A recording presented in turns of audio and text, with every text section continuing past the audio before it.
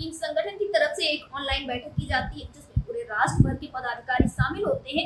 इस बैठक में तमाम अहम निर्णय लिए जाते हैं। सबसे पहले तो पुरानी पेंशन बहाली के लिए संगठन को और मजबूत बनाने की तैयारी की जाती है। इसी के साथ बिहार राज्य में विधानसभा चुनाव है तो इसके लिए भी आगे की रणनीति बनाई जाती है। कर्मचारियों के बीच में बेहद ही रोष और नाराजगी देखने को मिल रहा है। कर्मचारियों का साफ तौर पर यही कहना है कि जब सांसदों और विधायकों को पुरानी पेंशन मिल सकती है तो आखिरकार इन कर्मचारियों को पुरानी पेंशन क्यों नहीं मिल सकती, जबकि ये कर्मचारी राष्ट्र और राज्य के हित के लिए इतने सारे काम करते हैं। फिलहाल कल संगठन की बैठक होती है और इसमें तमाम निर्णय लिए जाते हैं, जिसमें से सबसे पहला कार्यक्रम ये तय किया जाता है कि 1 अगस्त 2025 को देश भर में एनएमओपीएस के बैनर तले कश्मीर से लेकर कन्याकुमारी तक सभी जिला मुख्यालयों पर रोज मार्च निकाला जाएगा। इसके पहले भी एक बड़ा कार्यक्रम होने वाला था, लेकिन पहलगाम हमले को देखते हुए इस कार्यक्रम को स्थगित कर दिया गया था और अब संगठन ने आगे की रणनीतियां तैयार कर ली है, जिसमें आपको तमाम तरह के कार्यक्रम देखने को मिलेंगे। ये कार्यक्रम काफी लंबे दिनों तक चलेंगे और जिसमें सभी कर्मचारी बढ़ चढ़कर हिस्सा लेंगे। आपको बता दें, कर्मचारियों के बीच में बेहद ही नाराजगी है क्योंकि पुरानी पेंशन सरकार बहाल नहीं कर रही है और सरकार की तरफ से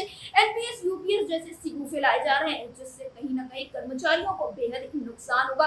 सरकार लगातार निजीकरण को बढ़ावा देने के लिए तमाम तरह के निर्णय ले रही है और कर्मचारियों का साफ तौर पर यही कहना है कि अगर निजीकरण होगा तो उनका जो भविष्य है वो अंधेरे में चला जाएगा, लेकिन पूंजीपति जो है उनको काफी ज्यादा फायदा होगा। सरकार तो एक तरफ ये बात कहती हुई नजर आ रही है कि एनपीएस और यूपीएस से कर्मचारियों को फायदा होगा, लेकिन कर्मचारी यही कहते हुए नजर आते हैं कि एनपीएस और यूपीएस बहुत ही घातक है। पहले तो एनपीएस आया, उसके बाद यूपीएस यानी कि यूनिफाइड पेंशन स्कीम, जो कर्मचारियों के लिए और ज्यादा घातक साबित होती हुई नजर आई। फिलहाल सरकार ने जहां 1 अप्रैल से केंद्र सरकार के कर्मचारियों के लिए यूपीएस लागू की थी, तो वहीं पर उसके बाद देखने को मिला कि राज्य सरकारों ने भी इसको आगे बढ़ाने का प्रयास किया, लेकिन कर्मचारी जो है वो बिल्कुल भी यूपीएस को अपनाने के लिए तैयार नहीं है। फिलहाल 1 अगस्त को जब कार्यक्रम हो उसके बाद ही अगले कार्यक्रम की भी तैयारी कर ली गई है, जिसमें आपको दूसरा कार्यक्रम ये देखने को मिलेगा कि 5 सितंबर 2025 को शिक्षक दिवस के मौके पर देश के सभी शिक्षक और कर्मचारी एक साथ सामूहिक उपवास करेंगे।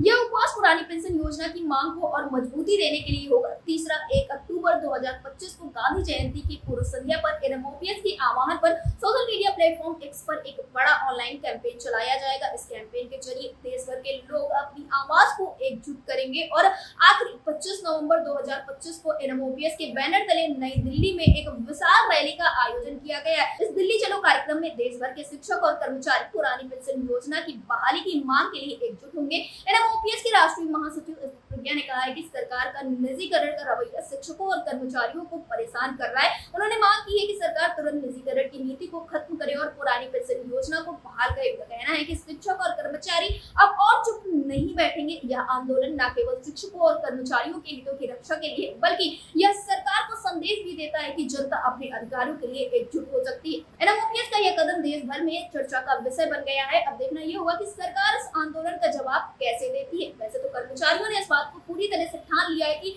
जब तक पुरानी पेंशन बहाल नहीं होगी तब तक कर्मचारी ऐसे ही आंदोलन करते रहेंगे और एनएमओपीएस लगातार पुरानी पेंशन बहाली के लिए संघर्ष कर रहा है और तब तक संघर्ष करता रहेगा जब तक कि पुरानी पेंशन बहाल नहीं हो जाती। अब देखना ये होगा कि जो है अब ये कार्यक्रमों की शुरुआत हो रही है, इसका असर सरकार के ऊपर क्या कुछ पड़ता है। जनता से जुड़ी ऐसी ही खबरों के लिए हमारे चैनल को सब्सक्राइब करें, वीडियो को लाइक करें और शेयर